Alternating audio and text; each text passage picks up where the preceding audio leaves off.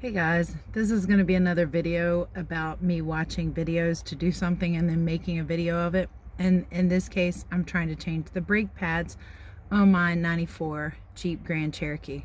Actually, it's my 13-year-old's, but whatever. She has 3 more years.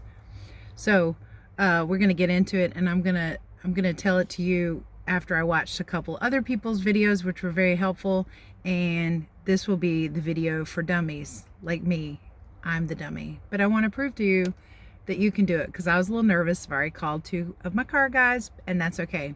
You can be nervous, you can be scared, you can even cry. You just can't quit. Here we go. Okay, so step 1, you find this place and pull it. That releases your hood.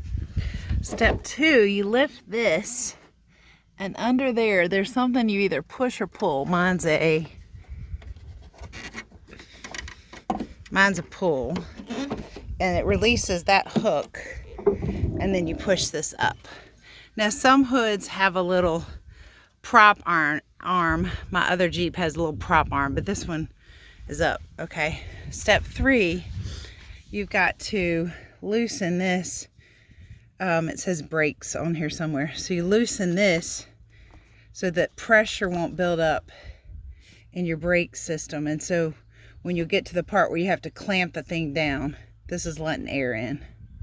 And just as a general rule of thumb, if you have an older car, especially a Jeep, you just need to check if it burns oil too. So for future reference, that's the dipstick right there. Then mine, you go around to the back seat on the passenger side, and you pull this up, and this is your jack. It's screwed down. You unscrew that, and this is the jack handle, and it's got a hinge right there. It folds out, and then this thing slides down. I'll show you that. And this is your lug wrench. So let's see. That part folds out. I'll need 2 hands for that, as I will in most of this video. And then that takes the lug nuts off your tire. And it's got some handy dandy little pictures here, which is nice because it shows you where to put the jack and how to do it and park it and all that. That's kind of nice. It's right there, a little sticker under your seat. Okay, I've moved the jack now. I think it's supposed to be on the axle. I looked at the video again and Googled it. I believe it's going to go right there. I think this is the axle, and it's kind of curved right there, so it should hold it up. Here we go. Alright, it's got this nice long handle, see? So I can crank it to the right place. Okay, now you can see the wheel is off the ground. Good enough, I hope. Also, my dad told me to put little chalk blocks behind the back wheels just in case. So apparently this thing is the same as this, but now I have a nice 4-way one, you know, to loan out and help people with.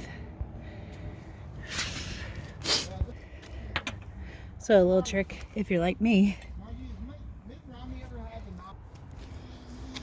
A little trick if you're like me and you're trying lefty-loosey and you can't get it. Step on it. And put your weight. Look at that. Loosens right up. Girl power. So I had to put the tire back down so that it wouldn't twirl while I took off the bolts. So now it's going back up, and then I'll take the tire off. Now we'll see if it slides off. Oh yeah, gonna come right off, but I need 2 hands. Okay, tire's off. Here we go. I mean, the rotors look good to me, but what do I know? So these are the brake pads, and that's what we're taking off next. And then we'll change those. Now the real fun begins. I'm taking the brake pads off, and the back side of them look really worn. So maybe that's that grindy, scrapey noise, which is why I knew that brakes were going in the first place. And I need to get my car inspected. So my guy on Barricade Garage said to use a 13 millimeter. I was trying to show you the 13, and it's my tiny one, and I think it goes on this, and hopefully it will crank off easily. Again, I probably need both hands to do it, so I'll be right back. Alright, Always that lefty loosey righty tighty, but this was backwards, so it did take me a minute and a little struggle.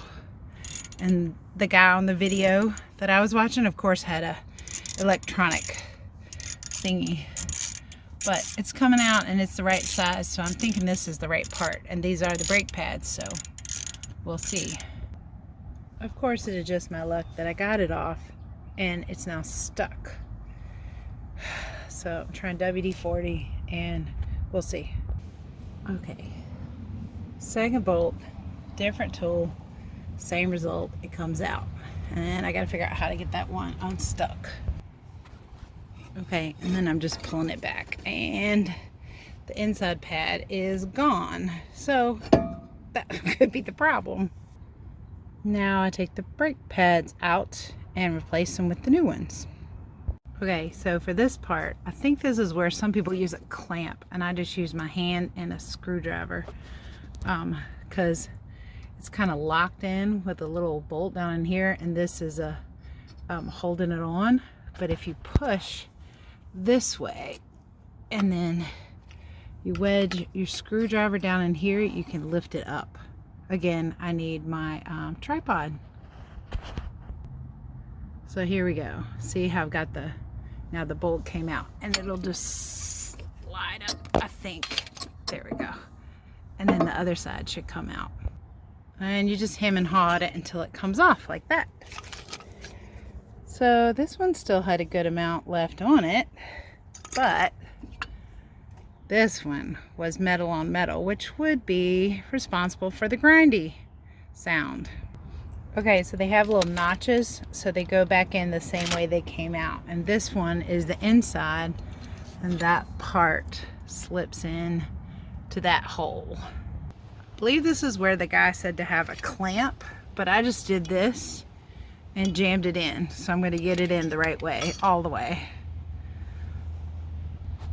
So I wedged it in with 2 wrenches, one on either side, and just kind of wedged it in, and then I pushed it in the rest of the way. So it's seated firmly, and now I'm going to put the front one on. So once you get this little clamp part over there, I think you just rock it down until it sits in there and the little nuts are through the holes again. Seems right. So just a little helpful hint, when you're putting the tire back on, put all the lug nuts on, and then after they're all on, you can tighten them again. But that way it holds your tire on if you struggle like me with tightening.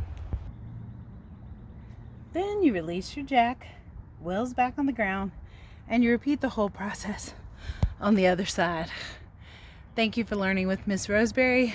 I was a little worried about this, I admit it, but make friends with your guys at the auto parts store, because as I left, the guy was like, I believe in you, just the fact that you're trying. So that was nice, a little kind word of encouragement. Okay, see you guys next time. Gotta go wash my hands.